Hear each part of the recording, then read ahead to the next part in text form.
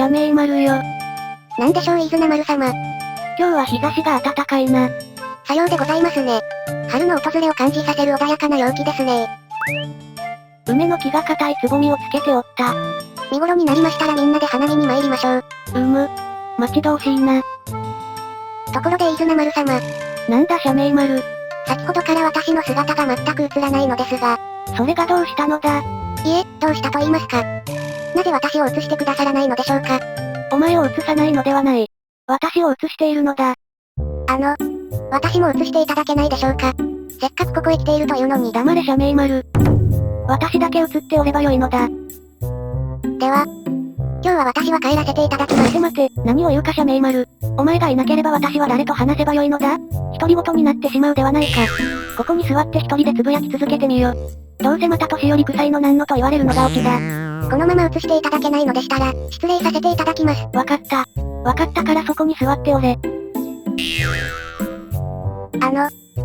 なぜモザイクがかかっているのでしょう。それではダメか？そうまでして映りたいのか？このままでは私がいかがわしいもののようです。いかがわしい担当は旗手ですよ。なんですって？目を細めると見える気がする。どこでそんな情報を手に入れたのですか？ネットに書いてあった。しかしこのままでもお前だとわかるぞ。ちゃんと映してください。仕方がないのー。カメラを独占するなど、一体何を考えておられるのですか飯綱丸様。社名丸よ。人気を得るには、やはりメディアへの露出が肝心なのだ。まあ、一般的にその傾向はありますね。メディアに露出する回数や時間が増えれば増えるほど、当然ながら認知度は上がる。しかしそれだけではないのだ。何度も繰り返し接するうちに、相手に対する好感度や評価も高まっていくことが心理学的に知られておる。これを、ザイオンス効果と呼ぶのだ。ザイオンス効果。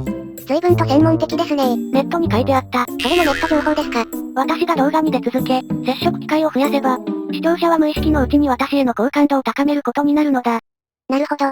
それでカメラを独占されていたのですね。その通りだ。ですが、ずっと見られているというのもストレスが溜まりますよ。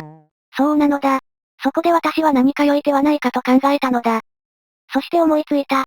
何を思いつかれたのでしょう？クイズを出すのだ。クイズ。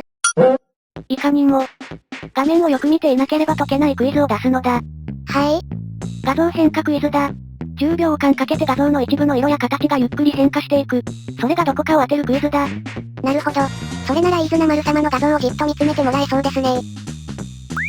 良いか皆の衆。全部で3問出題するぞ。それぞれ変化する箇所が5箇所ずつある。ぜひ見つけてほしい。あやややや、いきなり始まるのですね。まずは初級編の1問目だ。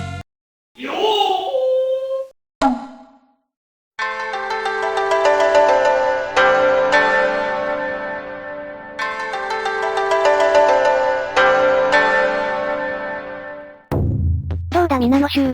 どこが変わったかわかったか？3つくらいまではすぐにわかりますね。社名丸よ。今気づいたのだが。これは楽して尺を稼げるな。3問と言わず10問くらい出題するか。すぐに飽きられてしまいますよ。そう。正解は動画の最後にあるが、すべての問題に回答してから見ることをお勧めするぞ。間違って他の問題の答えまで先に分かってしまうとがっかりですからね。では2問目だ。2問目は中級編ですね。ちょっと難しくなるぞ。しかしこの動画は楽で良いな。編集作業がいつもの3倍速で進むぞ。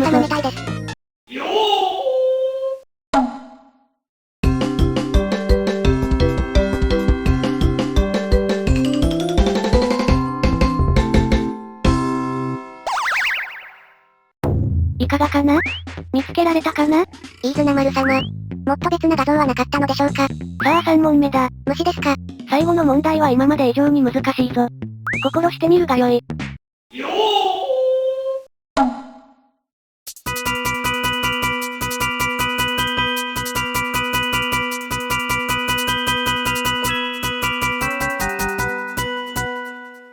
これは確かにわかりませんね。ふははははは。難しかろう。その分見つけた時は爽快だぞ。脳トレにもなるぞ。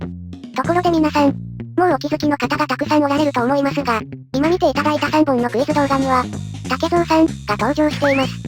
竹蔵。聞いておらぬぞ社名丸。あやついつの間に紛れ込みおったのだ。3本すべてにそれぞれいますよ。己竹蔵。おや飯綱丸様。ザイオンス効果では、何度も接するうちに相手に対する好感度が上がるのではなかったのですか？数多く登場すれば、飯綱丸様の竹蔵さんに対する好感度も上がるのでは？社名丸よ。ところがそうはならぬのだ。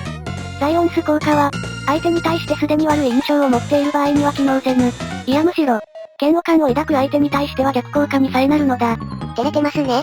違うというのだ。本当に苦手なのだ。正解は動画の後半にあります。竹蔵さんも見つけてあげてくださいね。竹蔵。竹蔵さん。どこだ？どこにおる？冗談です。貴様うろたえる飯綱丸様が可愛いという意見もあります。バカ思うぜ。そうです。人里中みんなであの服を着て、竹蔵を探せ、なんてクイズもいいですね。許さぬぞ。そんなクイズは許さぬぞ。じっと見ていると、全員が竹蔵さんに変化するクイズとか、クイズになっておらぬ。ホラーではないか。竹蔵さんのそっくりさんを集めて、本物は誰だ、とか。それから、社名丸よ。飯綱丸様？貴様調子に乗りすぎだ。そこに直れー。あやややー。